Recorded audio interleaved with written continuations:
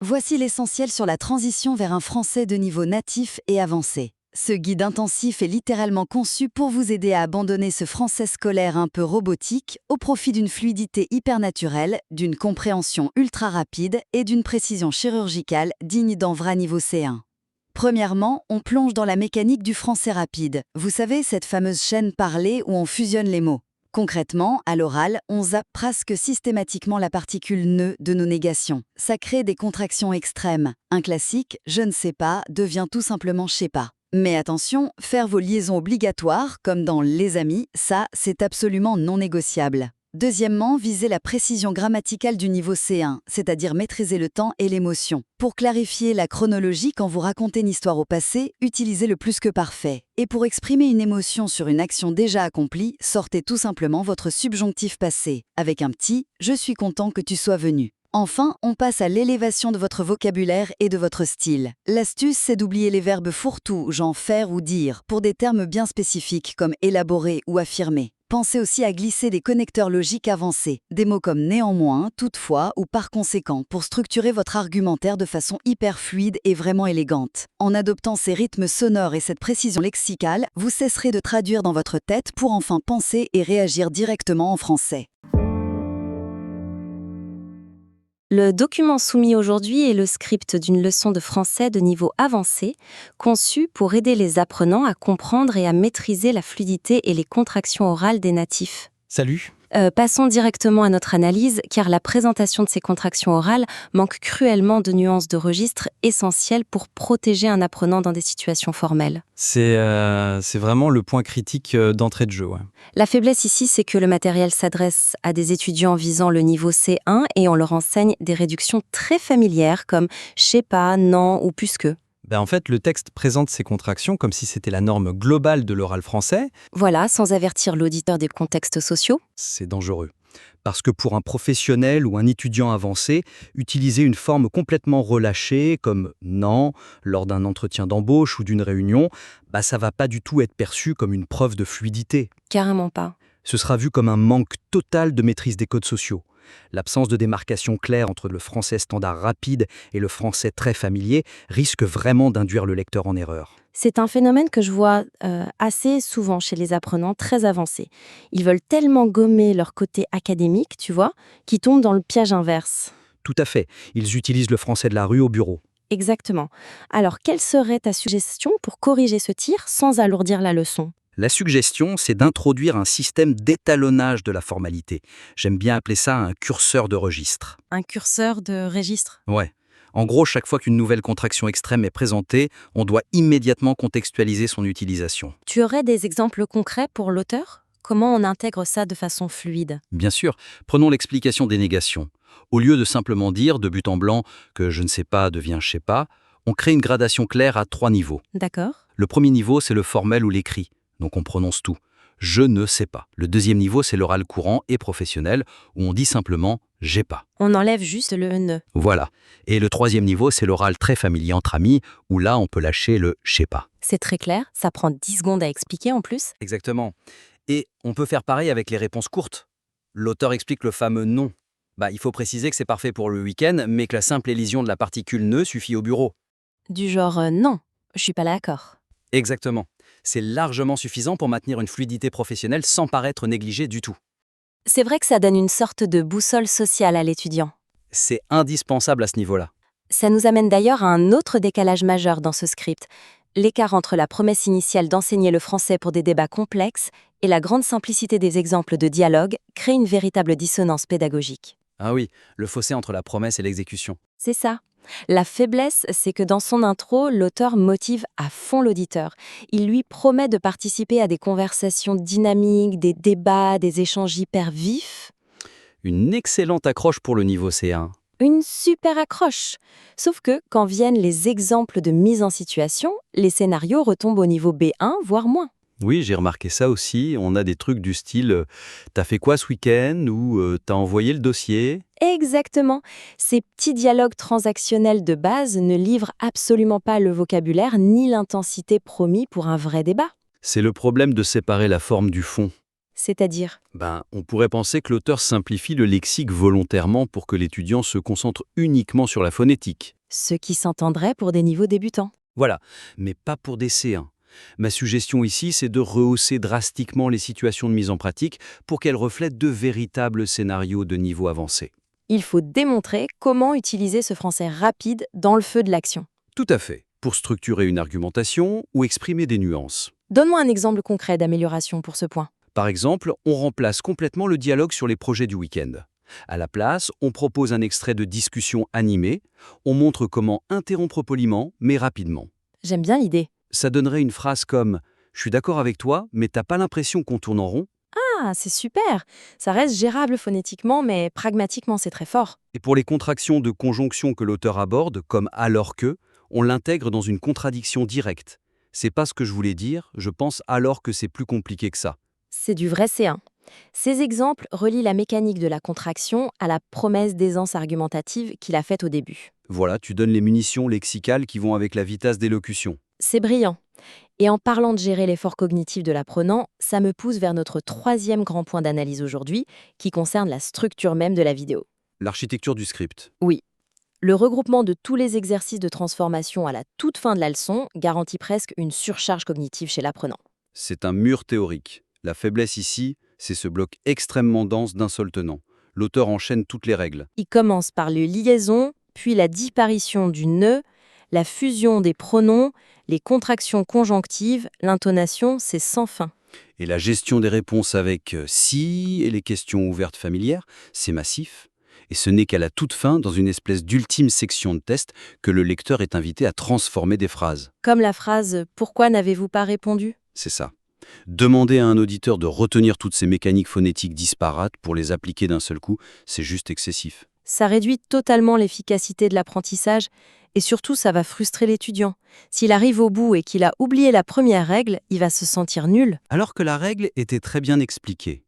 Ma suggestion, c'est de restructurer complètement le rythme de la leçon en intégrant de courts micro-quiz immédiatement après l'explication de chaque concept clé. On découpe en petites bouchées. Le fameux chunking, oui, ça permet une assimilation progressive. À quoi ça ressemblerait concrètement dans le script de l'auteur ? C'est assez facile à mettre en place en fait. Juste après la section expliquant la disparition du ne et la fusion des pronoms, genre je ne veux pas qui devient je veux pas, Oui. eh bien, au lieu d'enchaîner direct sur la règle suivante, on insère une pause active. L'auteur demande immédiatement au lecteur de transformer la phrase « je ne sais pas où il est allé ». L'auditeur met sur pause, il essaye et il a la correction tout de suite. Exactement. Et plus tard dans la vidéo, juste après avoir expliqué la structure des questions, on le teste sur « pourquoi n'avez-vous pas répondu ?» Point. Cette approche morcelée consolide chaque règle avant de passer à la suivante. Ça rend le visionnage beaucoup moins passif, l'apprenant valide ses acquis en temps réel. Ça apporte une vraie respiration à la vidéo aussi.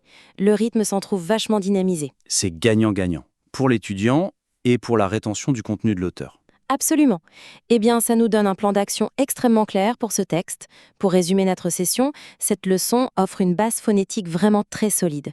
Le travail de fond est excellent, Les explications techniques sont irréprochables. mais pour maximiser son impact, on propose 3 axes.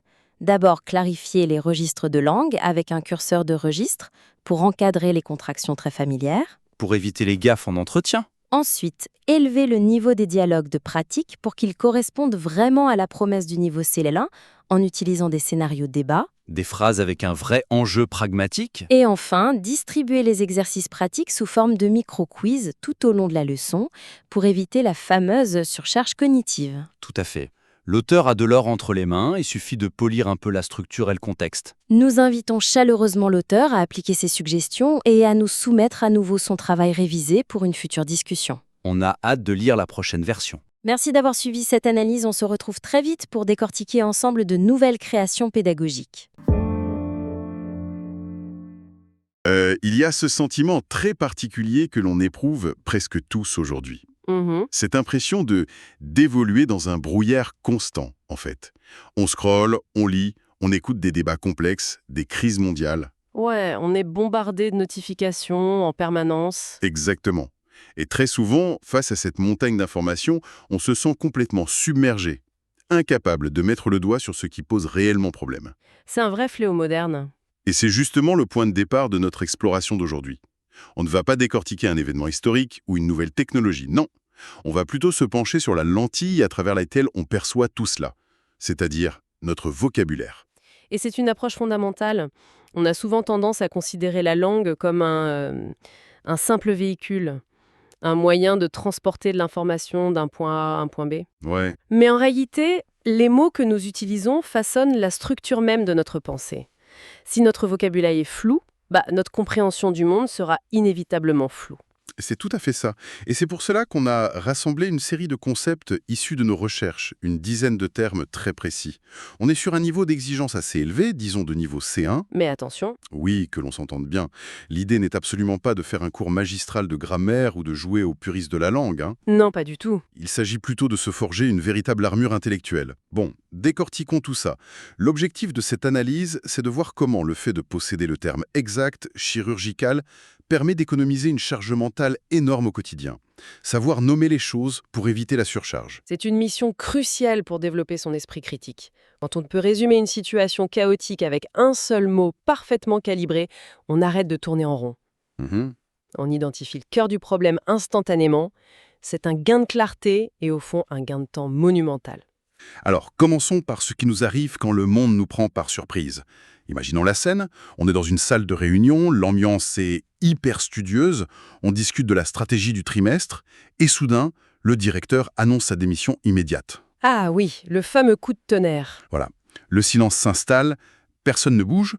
Comment décrire cet état de paralysie mentale où le cerveau gèle littéralement? C'est là qu'intervient l'adjectif « décontenancé ». C'est le mot parfait. Ce qui est fascinant ici, c'est la dimension presque physique de cet état. Totalement physique, oui. Être décontenancé, ce n'est pas juste être surpris. C'est faire l'expérience d'une véritable rupture cognitive, en fait. On perd totalement ses moyens face à l'inattendu. C'est ça. On n'a plus de mode d'emploi du tout. Et on le vit aussi dans des situations beaucoup plus banales. Pensons à un groupe de joueurs acharnés autour d'un jeu de société très complexe. Ils ont passé 2 heures à élaborer une stratégie en béton. Et boum, une carte événement change brusquement toutes les règles. Tout le plan s'effondre. Tout s'effondre. L'expression sur leur visage, ce mélange de frustration et d'incompréhension totale, c'est exactement ça, être décontenancé. Et on peut d'ailleurs observer ce phénomène en direct à la télévision, ce qui est toujours un moment très révélateur pour quiconque analyse les médias. Ah oui, l'interview politique. Exactement. Prenons l'exemple d'une personnalité politique en plein direct. Un journaliste pointilleux pose soudainement une question extrêmement complexe, voire un piège, qui sort complètement du cadre convenu. La personne est totalement décontenancée. Le regard qui fuit. Oui. Cela se traduit par une pose inhabituelle, un regard qui cherche du soutien, un silence hyper pesant. C'est le temps strictement nécessaire à son cerveau pour redémarrer, pour formuler une réponse structurée, plutôt que de céder à la panique. Ce fameux blanc à la télévision qui paraît durer une éternité. C'est fascinant. Mais une fois que l'on a passé cette phase de surprise, ce choc initial, on se heurte très souvent à la réalité brute, à des choses que l'on ne peut tout simplement pas changer. Et c'est là que le concept d'inhérent prend tout son sens. Absolument. L'adjectif inhérent qualifie ce qui est lié de manière indissociable à la nature d'une chose. C'est une composante qui ne peut pas en être séparée, quoi qu'on fasse. C'est gravé dans le marbre. C'est ça. Prenons la recherche scientifique. On aimerait tous des certitudes absolues et immédiates. Mais l'incertitude est par définition inhérente à la démarche scientifique. On ne peut jamais garantir à l'avance le succès d'une expérience. C'est techniquement impossible. Mais attends, je me fais l'avocat du diable une seconde. Est-ce que dire que l'incertitude est inhérente, ce n'est pas juste une excuse un peu facile pour justifier un échec? Non, au contraire. C'est faire preuve d'un très grand réalisme. Reconnaître ce qui est inhérent, c'est accepter les règles du jeu pour pouvoir avancer concrètement. C'est très visible dans le monde de la finance, par exemple. Ah, la bourse! Le terrain de jeu de l'incertitude. Précisément. Les risques financiers sont inhérents à tout investissement spéculatif. On ne peut pas chercher un rendement élevé en bourse et exiger en même temps une sécurité absolue. Ça n'existe pas. Non. Le risque n'est pas une anomalie du système, il en est une composante inhérente. Il faut l'accepter pour entrer sur le marché. Je vois. Et ce qui est hyper intéressant dans nos sources, c'est que cette notion d'acceptation s'applique aussi à de grands principes de société. On parle souvent de la liberté d'expression comme d'un droit absolu, mais nos notes de recherche rappellent qu'elle possède des responsabilités qui lui sont inhérentes. C'est un point crucial. Le droit de s'exprimer librement est soudé, il est fusionné au devoir de ne pas utiliser cette parole pour inciter à la haine ou propager de fausses informations. Les deux faces de la pièce sont inhérentes l'une à l'autre. C'est un équilibre fondamental en effet. Et d'ailleurs, en parlant d'équilibre, la manière dont nous réagissons au monde dépend aussi de notre perception du temps. Ce qui nous amène à une notion presque poétique, l'éphémère. L'éphémère. Ce qui ne dure qu'un temps très court. C'est un concept magnifique, car il contient une vraie dualité, je trouve. D'un côté, on a cette beauté pure, naturelle. On pense immédiatement aux fleurs de cerisier au printemps. Les cerisiers en fleurs, oui. Leur floraison est très brève, quelques jours à peine. Et c'est précisément ce caractère éphémère qui rend le spectacle si précieux et si émouvant. Si elles fleurissaient toute l'année, honnêtement, on n'y prêterait même plus attention. C'est la rareté temporelle qui crée la valeur. Exactement. Mais de l'autre côté, notre époque a créé une version beaucoup plus anxiogène de l'éphémère avec les réseaux sociaux. La célébrité en ligne est aujourd'hui foudroyante, mais d'une fragilité absolue. D'un jour à l'autre, tout peut basculer. C'est ça. Un influenceur peut être au sommet des tendances un jour et réaliser que sa gloire est purement éphémère s'il ne nourrit pas l'algorithme quotidiennement. C'est une course épuisante contre l'oubli. C'est une observation très juste de notre société numérique. Mais l'éphémère peut aussi se cacher dans des moments très intimes, de l'ordre de la psychologie personnelle. L'un de nos exemples illustre le cas d'une personne qui reçoit d'excellents résultats.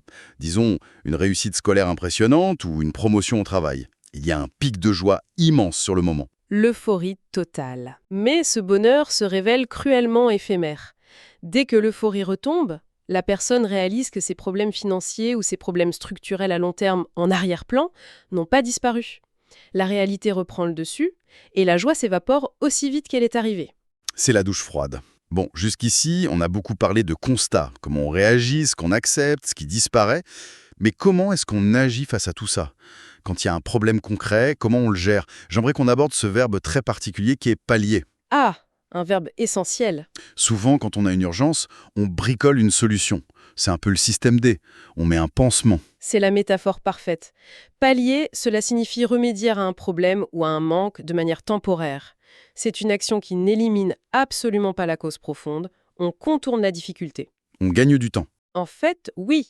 Imaginons une région où le réseau électrique est vieillissant et connaît des pannes fréquentes. Les hôpitaux locaux vont installer de gros générateurs de secours pour pallier ces coupures.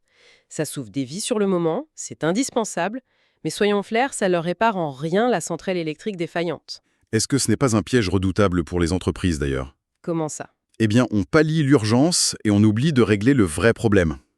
Je pense à la période des vacances d'été dans une usine par exemple. Pour pallier le manque critique de personnel, la direction va faire appel massivement à des intérimaires spécialisés. La chaîne de production tourne, le mois d'août est sauvé. Oui. Mais le défi de fond, qui est de fidéliser des employés à l'année ou d'améliorer les conditions de travail, reste entier. On a juste mis un pansement pour l'été. Un candidat lors d'un recrutement très compétitif. Il parcourt la fiche de poste et se rend compte qu'il lui manque une ou deux compétences techniques clés. Il sait que son CV est un peu léger sur ce point. Le moment de panique classique. Voilà.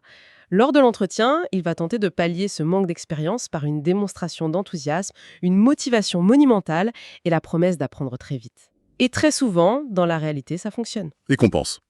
C'est audacieux, mais malin. Mais bon, une fois qu'on a mis notre pansement, notre solution temporaire, il arrive un moment où on doit prouver qu'on a raison, où on doit s'appuyer sur des faits solides. Et voici où cela devient vraiment intéressant. Le processus de validation de la vérité. C'est là qu'entre en scène le verbe corroborer. On se croirait un peu dans un film policier avec ce mot-là. C'est tout à fait ça. Corroborer, c'est l'acte d'apporter une preuve supplémentaire qui vient confirmer ou renforcer une hypothèse existante. Dans un contexte judiciaire ou policier, c'est le moment de bascule. Le retournement de situation. Les enquêteurs ont une théorie sur l'identité d'un suspect, mais ça reste une supposition. Puis, les résultats du laboratoire arrivent. Les traces d'ADN trouvées sur la scène de crime viennent corroborer l'hypothèse des inspecteurs. Ce n'est plus une simple idée, ça prend la forme d'une certitude matérielle. Exactement la même mécanique dans un tribunal. On a la version de la victime, mais c'est parole contre parole. Le juge écoute, il y a un doute. Jusqu'à ce qu'un deuxième témoin, un passant qui n'a absolument aucun lien avec l'affaire, vienne raconter exactement la même chose à la barre. Et là, tout change. Son témoignage vient corroborer la version de la victime, et là, la défense s'effondre. C'est fascinant de voir comment la vérité se construit par strates. Et cette stratification des preuves, c'est le fondement même de la méthode scientifique. Ce n'est pas réservé aux enquêtes criminelles.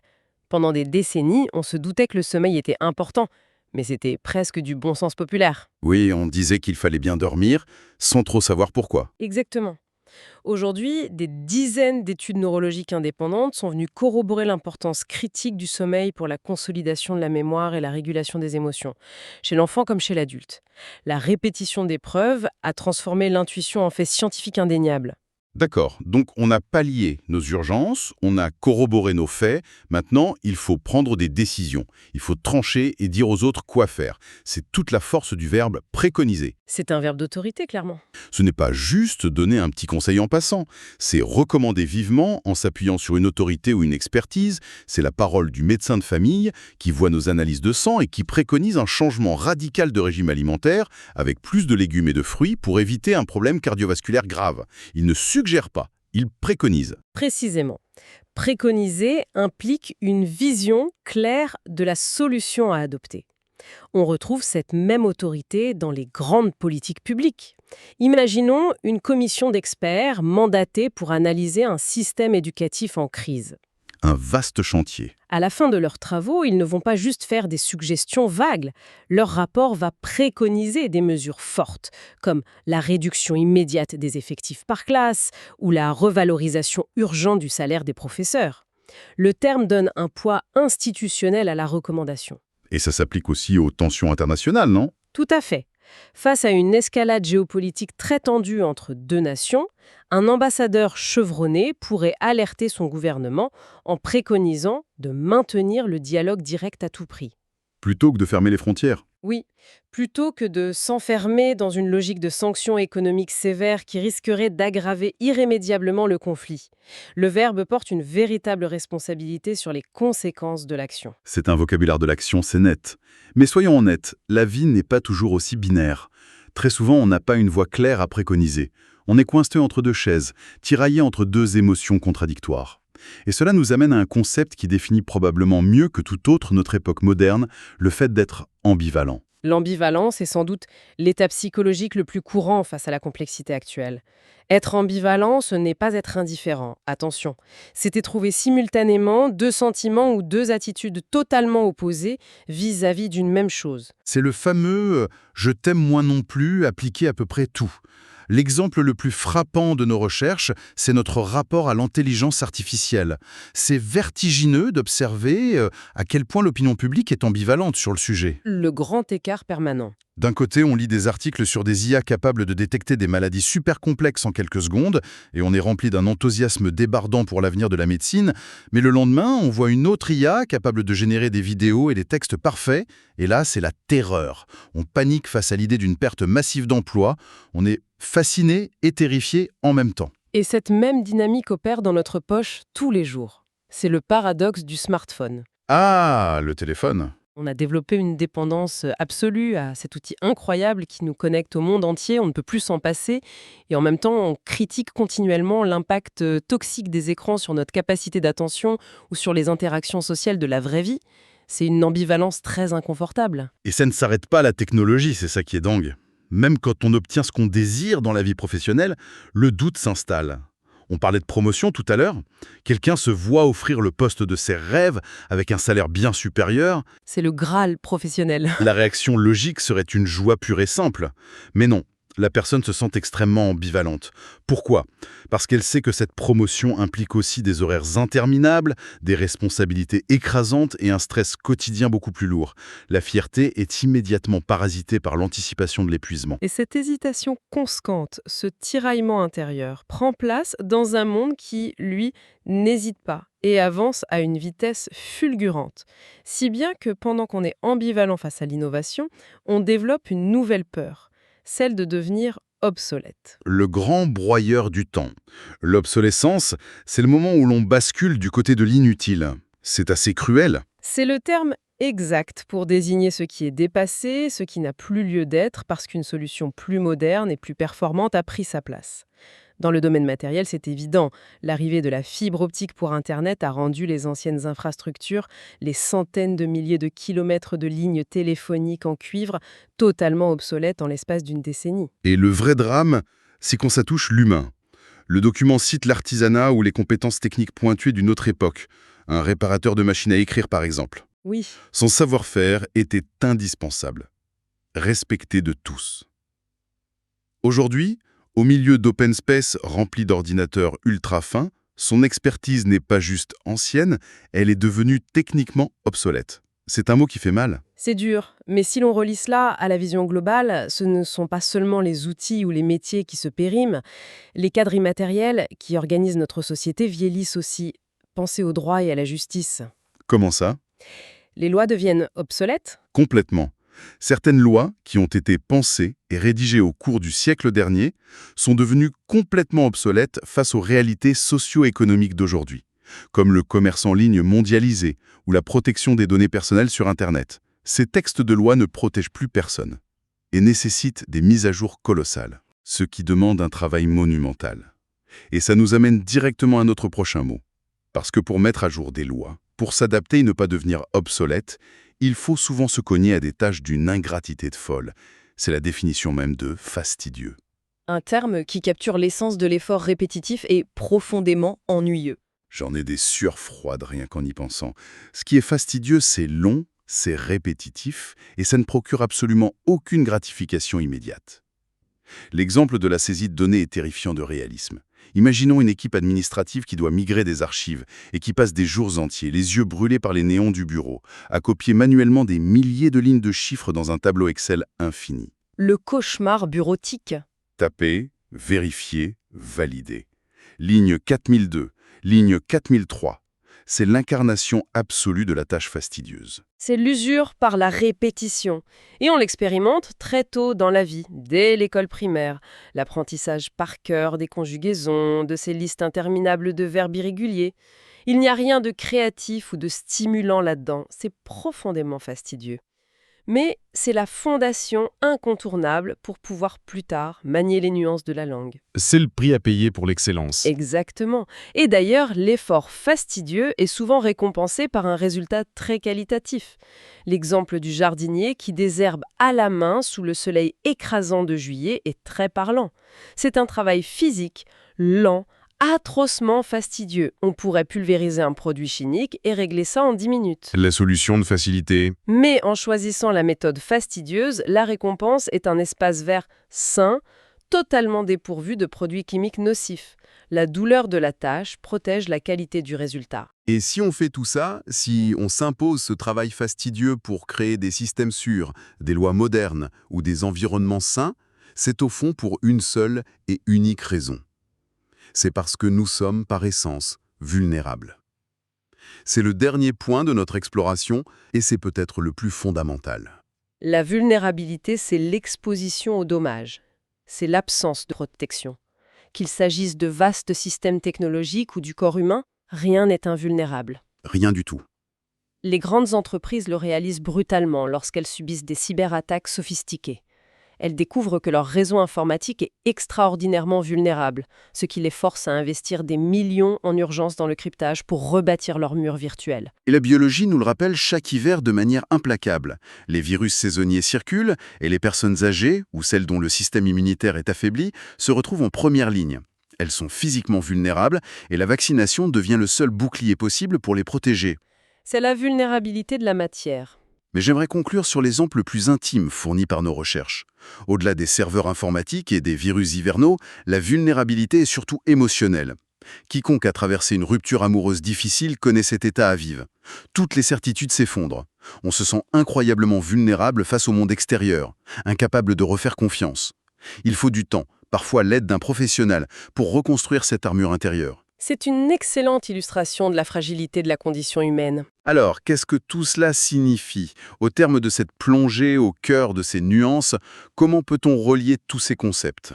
La grande leçon de cette analyse, c'est que ces 10 termes ne forment pas un simple lexique académique. Ils dessinent une véritable cartographie de l'expérience moderne. Ils nous offrent le pouvoir de nommer l'inconfortable. C'est une très belle image. Quand on se retrouve décontenancé face à un événement inattendu, on peut désormais l'accepter comme un risque inhérent à la vie, tout en gardant à l'esprit que ce moment de crise sera probablement éphémère. On réalise qu'on doit parfois pallier nos faiblesses avec des solutions de fortune, le temps de corroborer nos informations pour enfin préconiser la bonne stratégie. Et ce vocabulaire nous permet d'affronter nos contradictions avec plus de clarté. Comprendre que notre ambivalence est normale, accepter de faire un effort fastidieux pour ne pas devenir obsolète, et finalement embrasser le fait d'être fondamentalement vulnérable. C'est le mot de la fin parfait.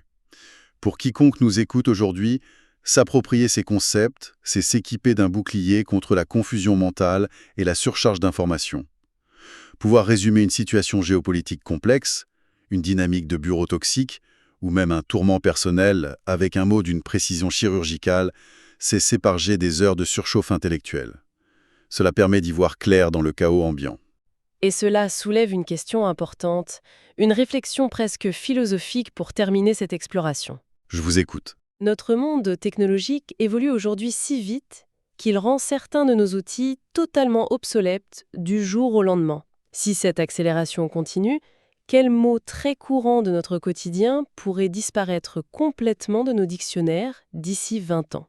Et le plus fascinant, si un mot vient à disparaître par manque d'usage, perdrons-nous en même temps la capacité mentale de concevoir l'idée même qu'il représentait? C'est une pensée vertigineuse à emporter avec soi, le lien indissociable entre la survie de nos mots et l'étendue de notre pensée. À tous les esprits curieux qui ont suivi cette analyse, gardez l'esprit ouvert et observez comment vous nommez le monde qui vous entoure. À très bientôt pour une nouvelle aventure au centre de la connaissance. Bon, décortiquons tout ça. Aujourd'hui, on s'attaque à un sujet qui, sur le papier, pourrait donner des sueurs froides à pas mal de monde. Ouais, on va pas se mentir. C'est ça. Mais en réalité, ça s'avère être une exploration véritablement captivante pour quiconque s'intéresse à la mécanique interne des langues. Absolument. Notre point de départ pour cette plongée au cœur de nos sources, c'est un extrait très spécifique. La partie 4 du manuel Mastering Advanced French Grammar for C1 Proficiency. Et la mission de cette analyse approfondie, elle est limpide. Il s'agit de comprendre comment, quand on atteint ce fameux niveau C1 en français, la grammaire cesse d'être cette liste fastidieuse de règles. Les fameuses règles qu'on mémorise bêtement pour un test. Voilà, exactement. C'est un changement de paradigme complet en fait. Et je tiens à préciser dès le début, l'objectif de notre échange aujourd'hui, c'est pas de lister des conjugaisons. Non, surtout pas. Ou d'assommer l'auditoire avec un jargon académique impénétrable.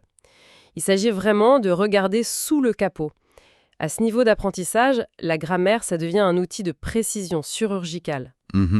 Elle est plus là pour punir les erreurs, elle est là pour offrir une résolution beaucoup plus haute à la réalité qu'on essaie de décrire. Une résolution plus haute, j'aime beaucoup ça. C'est comme passer de la définition standard à la très haute définition, que ce soit pour exprimer l'écoulement du temps ou l'attitude la plus intime face à un événement. C'est une excellente image, cette idée de haute définition. Et c'est exactement ce que j'ai ressenti en parcourant la première grande étape de nos notes, qui aborde la chronologie. Le grand chantier. Le grand chantier, oui. Le royaume du passé. Pour planter le décor, la source commence par raviver un vieux traumatisme pour tout esprit d'apprentissage. Le duel entre le passé composé et l'imparfait. Ah oui, le fameux duel. On connaît la chanson. Le passé composé pour l'action ponctuelle, l'action qui rompt la continuité, et l'imparfait pour la toile de fond, le décor. Mais le manuel affirme qu'au niveau C1, s'arrêter là, c'est comme peindre un tableau en 2 dimensions. Et c'est une critique très juste. Parce que ce qui est fascinant ici, c'est que si on raconte une histoire uniquement avec le passé composé et l'imparfait, on obtient un récit très linéaire, presque enfantin. C'est juste une succession de faits posés les uns à côté des autres, en fait. Voilà. Et pour donner cette 3e dimension temporelle, la source introduit un outil indispensable. Le plus que parfait. Son rôle fondamental, c'est d'exprimer l'antériorité dans le passé. On va dire que c'est l'arrière-plan de l'arrière-plan en quelque sorte. L'arrière-plan de l'arrière-plan. Ok, Je vois l'idée. Les notes donnent un exemple d'ailleurs. Un exemple très classique, presque un cliché, mais qui fonctionne super bien. C'est quand je suis arrivé à la gare, le train était déjà parti. C'est pas un cliché pour rien. C'est vraiment la mécanique temporelle à l'état pur. Si on regarde de plus près, l'arrivée à la gare, c'est une action ponctuelle, révolue. Je suis arrivé. Ah. Passé composé. Ouais. Notre point d'ancrage. Exactement. C'est le point d'ancrage dans le passé. Mais le drame de la phrase, c'est que le départ du train a eu lieu avant ce point d'ancrage. Bien sûr. Si on disait « quand je suis arrivé, le train est parti » au passé composé, on dirait que le train a attendu l'arrivée pour démarrer. Ah oui, ça change tout le sens. Totalement. Pour signaler que le départ appartient à un passé encore plus lointain, on n'a pas d'autre choix que d'utiliser le plus que parfait. Le train était déjà parti. Sans ça, le récit s'effondre. Tout se bouscule sur la même ligne. Exactement, la chronologie devient confuse.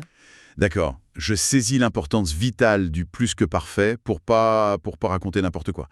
Mais alors, en continuant ma lecture, je suis tombé sur un autre temps. Et là, j'avoue que ça m'a donné des vertiges. Laissez-moi deviner. Le passé antérieur. Ah, Rien que le nom est intimidant. Et quand on regarde la structure, on prend un auxiliaire au passé simple pour le combiner avec un participe passé.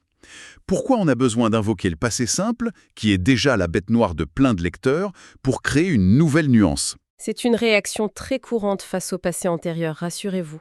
Il a une réputation terrible, mais il faut vraiment comprendre sa fonction spécifique. Il sert à marquer une action qui est immédiatement antérieure à une autre. Immédiatement. Oui, et cette autre action est exprimée au passé simple. C'est-à-dire qu'il n'y a aucun délai entre les deux. Quasiment aucun. Prenons l'exemple majestueux de la source. Dès qu'il eut fini son discours, il quitta la salle. Dès qu'il eut fini. Voilà. L'action de quitter la salle, au passé simple, suit la fin du discours à la seconde près. Le passé antérieur, il eut fini, agit comme un déclencheur instantané. C'est une mécanique d'une précision redoutable. Je comprends la logique. Mais honnêtement, si je dois réfléchir à conjuguer un auxiliaire au passé simple au beau milieu d'une conversation, lors d'un dîner, je crois que je vais juste arrêter de parler. Et ce serait dommage. Est-ce que ce niveau de complexité est vraiment exigé pour s'exprimer couramment au niveau C1 ? Heureusement, la réponse est non. Et la source est très rassurante sur ce point. Il y a une distinction fondamentale à faire entre la reconnaissance et la production. Le passé antérieur, c'est le domaine presque exclusif de la langue écrite, de la littérature classique ou des récits historiques très formels. À l'oral, même dans un registre très soutenu, on va simplifier. On va utiliser le plus que parfait. Tout à fait. Ou on va simplement reformuler la phrase. C'est un immense soulagement. Donc, le but, c'est de pouvoir ouvrir un roman de Hugo ou de Proust, de croiser un Juffé ou un Il eût compris, et de décoder instantanément l'immédiateté de l'action, Exactement. sans ressentir le besoin de l'utiliser soi-même pour commander un café. C'est le compromis parfait. On apprécie la finesse de l'outil quand l'auteur l'utilise, on comprend l'effet de style, mais on s'encombre pas de son poids à l'oral. Très bien, on laisse l'horlogerie littéraire de côté. Mais la suite de notre exploration ne devient pas beaucoup plus simple pour autant, parce qu'on quitte la froideur de la chronologie pour entrer dans le domaine brûlant de la subjectivité. Le cœur du langage. Et qui dit subjectivité en grammaire dit le subjonctif. Le texte aborde le subjonctif passé. Déjà que le subjonctif au présent c'est un champ de mine, pourquoi s'infliger ça au passé ? Parce que l'être humain n'est pas un simple enregistreur de faits. C'est joliment dit. L'indicatif, c'est le mode de la réalité objective, du fait brut. Le soleil se lève, la porte se ferme. Mais dès qu'on y ajoute un doute, un regret, une peur ou même une joie, on colore la réalité avec notre propre subjectivité. Grammaticalement, oui. La source insiste sur le fait que le subjonctif passé est indispensable quand on veut exprimer cette émotion face à une action qui est déjà totalement terminée. Les notes proposent une analyse assez fascinante là-dessus, sur ce qu'elles appellent la relativité de l'émotion. Par exemple, la phrase « Je suis content que tu sois venu ». L'émotion est présente. Je suis content maintenant. Mais l'action de venir est révolue. La personne est déjà arrivée. C'est ça. Jusque-là, le cerveau suit à peu près. Mais c'est le deuxième exemple qui m'a fait trébucher. J'étais content que tu sois venu. Qu'est-ce qui vous pose problème dans cette structure agir ? Et moi, je m'as basculé dans le passé. J'étais content, donc on s'attendrait à ce que la subordonnée recule encore plus loin dans le temps pour s'aligner, avec un plus que parfait du subjonctif ou je ne sais quelle autre invention terrifiante. Je vois. Mais non. Le manuel indique qu'elle reste au subjonctif passé. Que tu sois venu. Pourquoi le temps ne recule pas ? Ce qui est fascinant ici, Et c'est là que réside le génie de cette mécanique. C'est que l'antériorité de l'action ne se calcule pas par rapport au moment présent où nous parlons. Elle se calcule par rapport au moment de l'émotion. Ah, par rapport à l'émotion elle-même. Voilà. Imaginez-vous à cet instant précis du passé où vous étiez content.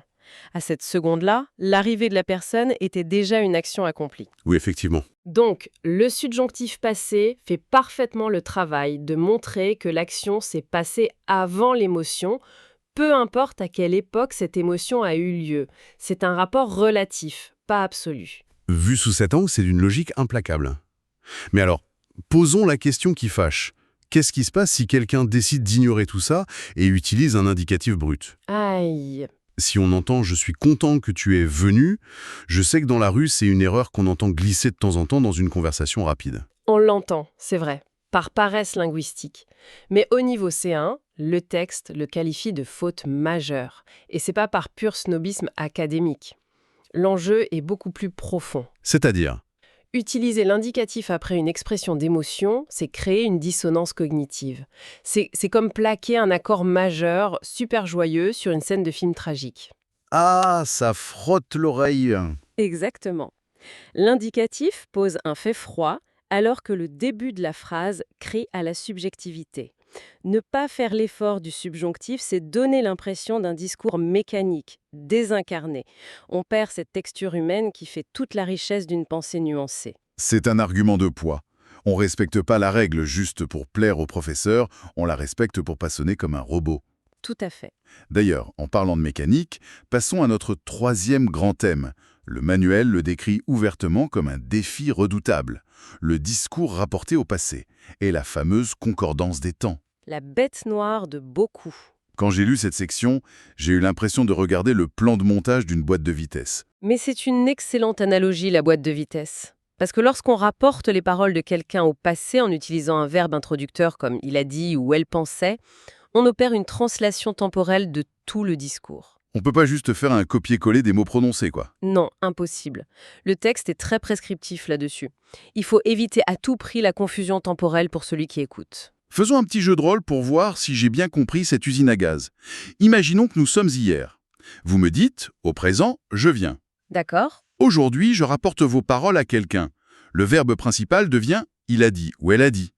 Comment tourne l'engrenage pour la suite ? Eh bien, puisque le verbe introducteur tire toute la phrase vers le passé, l'engrenage du présent bascule mécaniquement d'un cran. Donc le présent devient ? L'imparfait, ce qui donne « elle a dit qu'elle venait ». D'accord, un cran en arrière.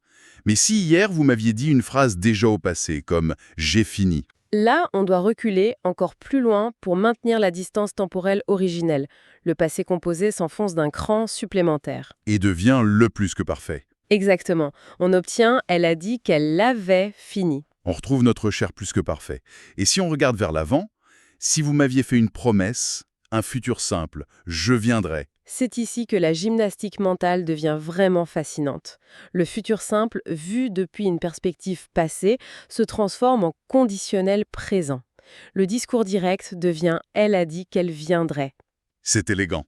Et pour aller au bout de la logique, le manuel précise que le futur antérieur, par exemple « j'aurais fini », mute en conditionnel passé. Elle a dit qu'elle aurait fini. Bon, quand on prend le temps de le décortiquer ici tranquillement, ça a l'air gérable. Mais devoir faire tourner tous ces engrenages simultanément, en temps réel, en plein milieu d'une réunion professionnelle ou d'un débat, c'est une charge cognitive monumentale. C'est précisément pour cela que c'est une compétence clé du niveau C1. Arriver à opérer ces translations sans s'arrêter de parler, sans bégayer, c'est la preuve que l'architecture du temps est totalement intégrée par le cerveau. Ce n'est plus du calcul, ça devient un réflexe en fait. Exactement. Un réflexe qui demande sûrement des centaines d'heures de pratique. Mais avançons vers notre dernier point, et c'est sans doute mon préféré, car on quitte l'horlogerie suisse pour entrer sur un véritable champ de bataille. Ah oui, les conjonctions. Dictateur absolu du subjonctif. Bien que, pourvu que, avant que. On n'a pas le choix. Et le camp adverse est tout aussi inflexible. Les conjonctions de cause ou d'opposition factuelle comme parce que, puisque ou alors que. Elles exigent l'indicatif. Avec une rigueur absolue, oui. Car elles ne font qu'exposer des faits constatés. Jusque-là, la frontière est pacifique. Mais là où tout explose, c'est avec le cas très épineux de « après que ». Je regarde les notes de la source et elles affirment de manière catégorique que « après que » doit être suivi de l'indicatif. Oui. Attendez, est-ce que c'est une erreur dans le manuel? Parce que très franchement, dans la vie de tous les jours, j'entends l'écrasante majorité des francophones dire « après qu'il soit parti », avec un magnifique subjonctif. Même à la télévision, même chez des politiciens. Sont-ils tous dans l'erreur ou est-ce que le manuel est complètement déconnecté de la réalité? C'est une excellente remise en question. Et non, le manuel n'a pas fait d'erreur de frappe. Il énonce la règle puriste et historique. La théorie est en fait très solide. Repensez à la philosophie des modes que nous avons abordée tout à l'heure. L'indicatif pour le réel, le subjonctif pour la subjectivité. Voilà. Quand on dit après que quelque chose s'est passé, on parle d'un fait accompli, certain, ancré dans le réel. L'action est terminée. Donc, logiquement, l'indicatif s'impose naturellement. On devrait dire après qu'il est parti ou après que nous avons fini. C'est logique sur le papier. Mais alors, pourquoi notre oreille trouve ça presque laid ou maladroit? Pourquoi tout le monde se rue vers le subjonctif? C'est la victoire de la psychologie sur la logique formelle. Ce que vous observez, c'est un phénomène d'analogie par attraction. C'est-à-dire? Le cerveau humain adore la symétrie. L'expression « avant que » exige le subjonctif, et c'est normal, car l'action n'est pas encore réalisée, elle est virtuelle. Oui, avant qu'il vienne, il n'est pas encore là. Exactement. Notre esprit a donc naturellement, mais fautivement, calqué cette structure sur son contraire, après que. On a créé une harmonie sonore au détriment de la logique temporelle. C'est fascinant de voir comment l'usage force la main à la règle. Mais ça pose un vrai dilemme pratique pour quiconque nous écoute. Face à cette contradiction, quel est le verdicté? Est-ce qu'on doit suivre la rue et avoir l'air naturel ou suivre l'académie et avoir l'air d'un pédant, sachant qu'on prépare une certification C1? Le manuel prodigue un conseil très pragmatique pour ce niveau d'exigence. Dans le cadre d'un examen C1, que ce soit à l'écrit ou à l'oral, la rigueur est scrutée. Il est fortement recommandé d'utiliser l'indicatif avec après que. Donc après qu'il est parti. Oui, cela montre aux examinateurs que l'on possède non seulement la maîtrise de la langue, mais aussi la connaissance de sa subtilité historique. C'est une preuve de sophistication. Je vois. En revanche, dans la vie courante, il faut accepter que la langue est un organisme vivant qui évolue. Le subjonctif, après cette locution, est devenu tellement courant qu'il en est presque toléré socialement. C'est le fameux grand écart de l'apprentissage. Savoir quelle est la règle pour mieux comprendre quand on s'autorise à la tordre. C'est un bel équilibre à trouver. D'ailleurs, les notes mentionnent brièvement d'autres nuances pour exprimer le moment, sans entrer dans de telles polémiques. Le choix entre quand, lorsque et dès que. Oui, ces 3 mois partagent l'indicatif, mais ils ont des textures différentes. Quand, c'est un peu le couteau suisse, neutre et passe-partout. D'accord. Lorsque, c'est son grand frère en costume-cravate. Il est utilisé dans un registre beaucoup plus formel et littéraire. Et dès que. Quant à dès que, on retrouve cette fameuse notion d'immédiateté que nous avions vue avec le passé antérieur. C'est l'urgence, la succession instantanée de 2 événements. C'est très clair. Et voilà qui boucle magnifiquement notre tour d'horizon de ces sources. Si on essaye de synthétiser la philosophie qui se dégage de cette analyse de la grammaire C1, je dirais que ce n'est plus du tout un fardeau. Non, au contraire. C'est un pont. C'est une boîte à outils incroyablement sophistiquée qui permet d'aligner au millimètre près la ligne du temps et le spectre si complexe des émotions humaines. Ce n'est plus juste savoir parler français, c'est savoir penser avec précision en français. Je ne pourrais pas mieux dire. L'enjeu dépasse largement le cadre d'un test standardisé pour l'auditoire. Maîtriser le décalage du plus que parfait, la délicatesse d'un subjonctif passé ou la gymnastique de la concordance des temps, c'est se donner les moyens d'être compris dans toutes ses nuances. Absolument. C'est raconter le monde et ses propres ressentis avec une fidélité absolue à sa propre réalité intérieure. C'est une conclusion très puissante. Et en y réfléchissant bien, ça nous pousse vers une interrogation encore plus vaste pour clore cette exploration. Quand on voit à quel point il faut sculpter la chronologie du passé et exprimer l'exactitude chirurgicale d'une émotion face à une action révolue, ça amène une réflexion presque vertigineuse en effet. C'est ça. Si l'intégration d'une langue au plus haut niveau exige un tel degré de détail dans la structuration du temps et de l'affect, la question se pose. Est-ce que le simple fait d'assimiler cette grammaire avancée ne fait pas que changer notre façon de communiquer? Est-ce que ça va plus loin? Ne reprogramme-t-elle pas, au fond, l'architecture même de notre cerveau? Cette gymnastique modifie-t-elle la façon dont l'esprit encode les souvenirs évalue la réalité et perçoit l'écoulement du temps avec une acuité qui nous était auparavant inaccessible. C'est une perspective sidérante. On commence par mémoriser des règles de grammaire et on finit par changer sa perception de la réalité elle-même.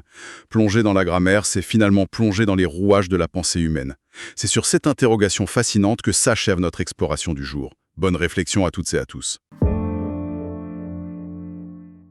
Ce matériel propose un cours avancé de niveau supérieur, ciblant la perfection lexicale et stylistique en français, mais pour entrer tout de suite dans le vif du sujet, l'épilogue présente un décalage de registres notable par rapport à cette même richesse qu'il enseigne.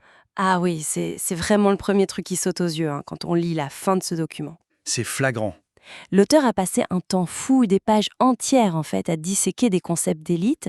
Il nous explique la différence microscopique entre être fâché et être courroucé, par exemple. Ouais, où il nous entraîne à manier des connecteurs de haut vol comme nonobstant. Exactement. Et puis on arrive à la conclusion, le moment de se dire au revoir. Et là, c'est la chute libre. Le texte s'effondre dans des formules d'encouragement complètement stéréotypées. Du genre, rappelez-vous que la maîtrise du français est un voyage continu. Voilà. Où votre persévérance portera ses fruits. C'est un contraste tellement abrupt, ça affaiblit vraiment l'autorité pédagogique du texte de manière assez spectaculaire en fait. L'auteur ne semble même pas appliquer ses propres conseils d'élégance à son propre discours d'adieu. Alors, je vais me faire l'avocat du diable une seconde. Allez-y. Après avoir imposé des dizaines de pages de gymnastique mentale, d'efforts cognitifs intenses pour maîtriser ces nuances sémantiques très complexes, C'est vrai que c'est dense. c'est très dense. Donc, est-ce qu'une phrase simple et chaleureuse, ce n'est pas, au fond, exactement ce dont l'apprenant a besoin? Une sorte de respiration intellectuelle. Une petite pause. Ouais, une tape dans le dos amicale pour redescendre en pression, quoi. Je comprends cette logique. C'est une impulsion très naturelle chez les formateurs. On veut recréer une proximité humaine. Bien sûr. Mais à ce niveau d'expertise pour un public qui vise le C1 ou le C2, c'est une vraie erreur de jugement. Quand un étudiant atteint ses sommets, il ne cherche plus seulement un prof qui lui explique des règles de grammaire. Il cherche un modèle. Exactement. Un père, un modèle linguistique à imiter. Si le formateur abandonne cette voie magistrale à la toute fin, le message implicite qu'il envoie, c'est un peu ce vocabulaire complexe est un exercice artificiel de laboratoire, et quand on parle pour de vrai, on retourne aux clichés de base. Je vois. Le risque, c'est de faire passer l'excellence pour de l'affectation. Du coup, la suggestion ici, ce serait de rehausser le style de cette conclusion. Il faut l'utiliser comme une ultime démonstration pratique, en y intégrant subtilement ce vocabulaire avancé. Absolument. Il faut prouver à l'apprenant que ce niveau de langue, on peut l'utiliser dans toutes les strates de la communication, y compris pour dire merci, pour encourager ou pour prendre congé. C'est ce qui valide l'effort fourni, en fait. Prenons le texte tel qu'il est et regardons comment opérer cette transformation. L'auteur écrit actuellement « La maîtrise du français est un voyage continu ». L'horreur. C'est la métaphore classique, un peu éculée, qu'on retrouve dans n'importe quelle méthode pour débutants. Ouais, c'est très bateau. Si on applique ce qui a été enseigné dans les pages précédentes, notamment sur la forme impersonnelle, on pourrait plutôt écrire « Il convient de noter que l'appropriation de ces nuances s'inscrit dans une démarche au long cours ». Bah voilà, c'est nettement plus percutant. La tournure impersonnelle, il convient de noter, ça élève tout de suite le registre. Ça pose le niveau. Exactement. Et remplacer le cliché du voyage par une démarche au long cours, ça donne une patine académique et professionnelle qui est beaucoup plus satisfaisante pour un adulte. Mais on peut aller plus loin avec la phrase suivante. Le fameux « Votre persévérance portera ses fruits ». Mon Dieu, c'est presque infantilisant dans ce contexte. C'est le genre de phrase qu'on dit à un collégien, non? C'est ça, alors que le cours vient d'enseigner des connecteurs logiques de conséquences et de concessions qui sont assez sophistiqués, pourquoi ne pas s'en servir? Comment on pourrait reformuler ça, du coup? On pourrait dire, dès lors, une pratique assidue ne manquera pas d'affiner votre éloquence. J'aime beaucoup cette proposition.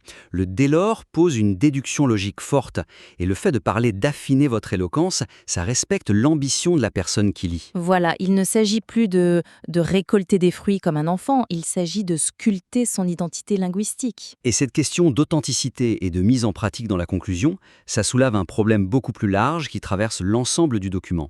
C'est notre deuxième point d'analyse. Les illustrations choisies pour démontrer les nuances manquent d'un fil conducteur narratif qui faciliterait l'ancrage mémorial. C'est vraiment le cœur du problème de la méthode d'enseignement présentée ici.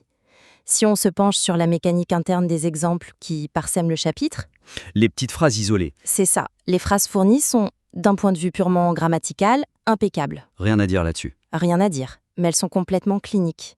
On trouve des phrases comme « Son comportement étrange m'a mis la puce à l'oreille ». Et ça, c'est suivi immédiatement par « Je crains qu'il ne pleuve ». Aucun rapport. Aucun. Il n'y a aucune connexion. C'est juste une juxtaposition stérile qui respire un peu l'atmosphère scolaire des années 90. Mais attendez, n'est-ce pas le but recherché par l'auteur-livre? Je veux dire, quand on veut isoler une difficulté comme la nuance entre la crainte et la terreur, ou l'utilisation du subjonctif, le fait d'isoler la phrase, ça permet d'éviter les distractions cognitives, non?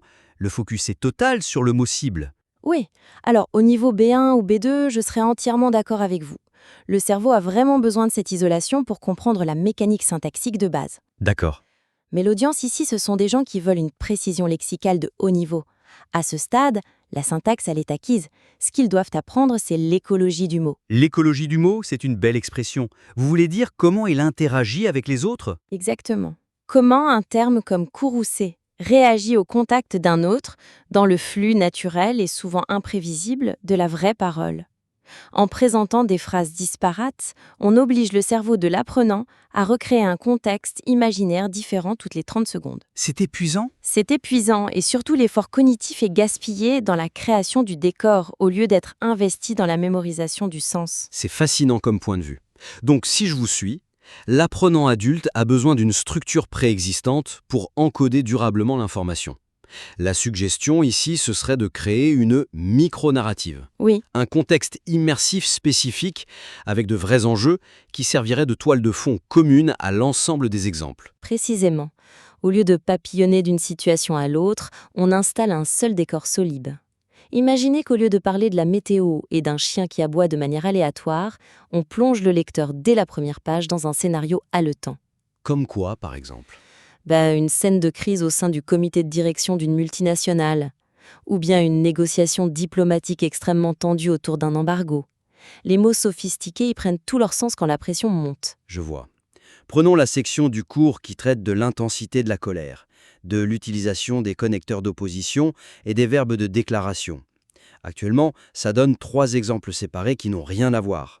Tout à fait. Si on tisse cette intrigue continue dans un contexte de crise d'entreprise, comme vous dites, ça pourrait donner quelque chose comme « le directeur était courroucé par la perte soudaine de ce contrat majeur ». Très bien. Toutefois, il a murmuré ses instructions d'une voix atone pour éviter d'alarmer le reste de l'équipe.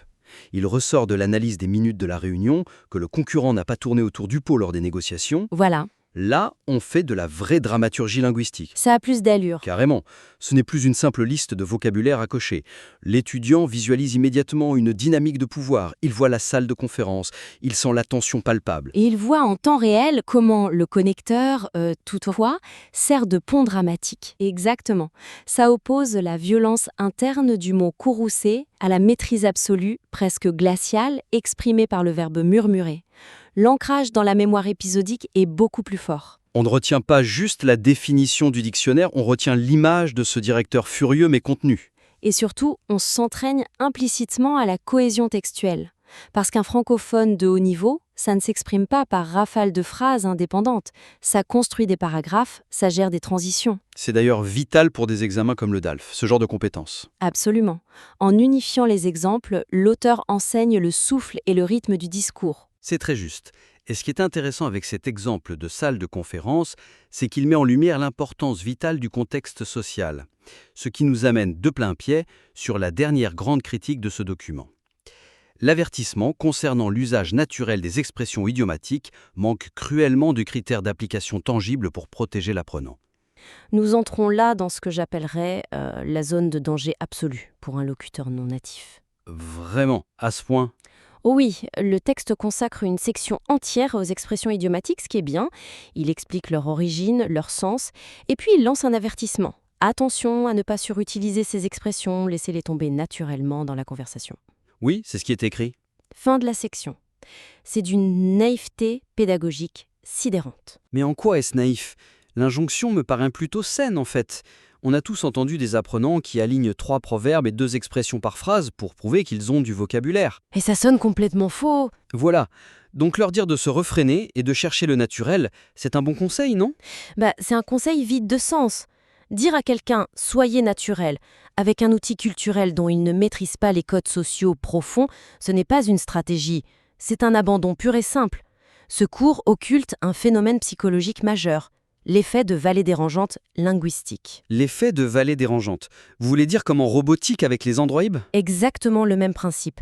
Quand vous avez un niveau B1 et que vous faites une erreur de grammaire ou de registre, votre interlocuteur natif est très indulgent. Il entend l'accent. Il entend votre accent, il identifie votre statut d'apprenant et il corrige de lui-même. C'est mignon, on vous pardonne tout. D'accord. Mais quand vous atteignez le niveau visé par ce cours, avec une syntaxe parfaite, un accent souvent lissé, une fluidité impressionnante, l'interlocuteur oublie que vous êtes étranger. Ah, je vois, vous voulez en venir.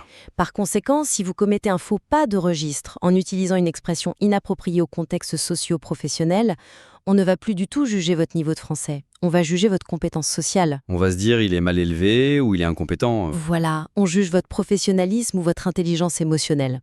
La sanction est immédiate et elle est sévère. L'enjeu est donc colossal pour ces étudiants. La suggestion pour pallier ce manque, c'est que l'auteur doit impérativement étoffer cette section en définissant précisément les limites de registre pour chaque expression abordée. Il faut classer leur usage. Est-ce que c'est familier, standard, très soutenu, etc.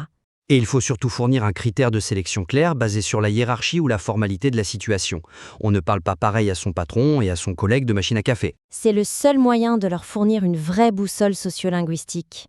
Le sens littéral ne suffit plus, il faut cartographier ce terrain miné de la culture d'entreprise francophone. Prenons un cas d'école tiré du document.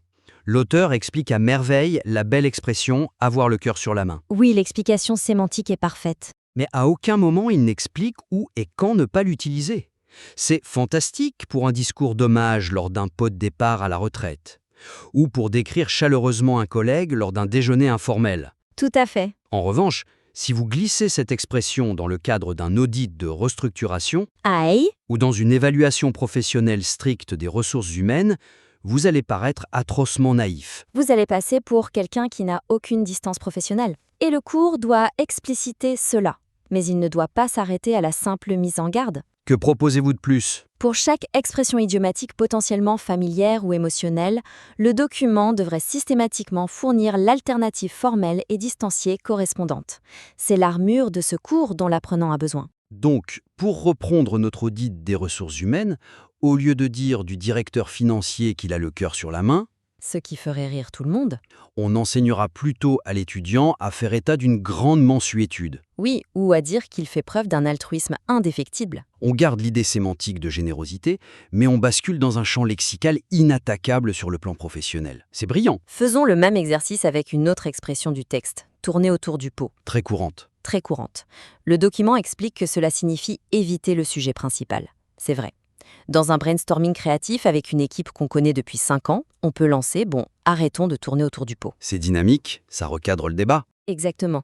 Mais imaginez le désastre si ce même étudiant, très confiant en sa maîtrise de l'idiome, lance cette même phrase lors d'une réunion de crise face à un conseil d'administration hostile qu'il tente de convaincre.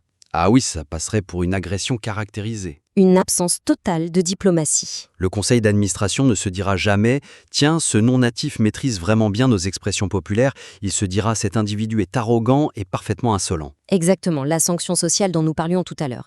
Alors, quelle est la solution qu'on lui propose dans le cours ? On lui apprend à sauvegarder la face de chacun tout en restant incisif. On remplace l'idiome par une formulation de haut vol, du genre « Je vous propose de concentrer nos échanges sur le cœur de la problématique ». Très bien. Ou, s'il faut être un peu plus tranchant, abordons sans détour les aspects critiques de ce dossier. C'est parfait. En structurant les directives autour de ces enjeux de posture professionnelle et de pertinence situationnelle, le matériel passe du statut de simple lexique avancé à celui de véritable manuel de survie diplomatique. Et d'influence même. C'est vraiment ce saut qualitatif qui manque cruellement pour l'instant. L'apprenant ne veut pas seulement parler français couramment, il veut réussir en français, dans des milieux très exigeants. Et c'est la responsabilité de l'auteur de l'y préparer. Ne pas le faire, c'est comme lui apprendre à conduire une Formule 1 sur un circuit fermé et puis le lâcher sur l'autoroute à l'heure de pointe sans lui avoir expliqué le code de la route. L'accident est inévitable. C'est une excellente métaphore. Eh bien, je pense que nous avons fait un tour d'horizon extrêmement complet et productif de ce document. Il est temps de synthétiser nos observations pour permettre à l'auteur de passer à l'action. Tout à fait. Pour maximiser l'impact de ce cours ambitieux, nous avons dégagé 3 grands axes de travail. Premièrement, il est indispensable d'harmoniser le ton de la conclusion avec le reste du texte. La fin du cours ne doit pas être un relâchement stylistique, mais l'ultime démonstration pratique du niveau d'excellence enseigné. On oublie le voyage continu et on adopte des tournures élégantes et structurées. Deuxièmement, il faut impérativement relier les exemples isolés par un fil narratif continu. Oublier la juxtaposition de phrases scolaires et créer des micro-narratives à forts enjeux, comme notre fameuse crise d'entreprise. Ça permet de démontrer comment ces mots réagissent entre eux en temps réel. Ça diminue la charge cognitive et ça permet d'encoder l'information dans la mémoire épisodique. Et enfin, concernant les expressions idiomatiques, l'injonction au naturel ne suffit pas. Le cours doit fournir des directives pragmatiques explicites. Ça inclut les limites de registre, les risques sociaux de la vallée dérangeante linguistique, et ça doit toujours proposer l'alternative formelle appropriée pour les contextes professionnels stricts. C'est indispensable. L'expertise linguistique déployée dans ce projet de base est déjà vraiment remarquable. Et nous sommes convaincus qu'avec ces ajustements structurels et sociolinguistiques, l'impact sur les apprenants sera phénoménal. J'en suis certaine. C'est déjà un excellent travail de fond. Nous invitons chaleureusement l'auteur à nous renvoyer la version révisée de ce cours, ou de futurs chapitres d'ailleurs, pour une nouvelle séance d'analyse constructive. Merci de nous avoir accompagnés dans cette réflexion d'aujourd'hui, et à très bientôt.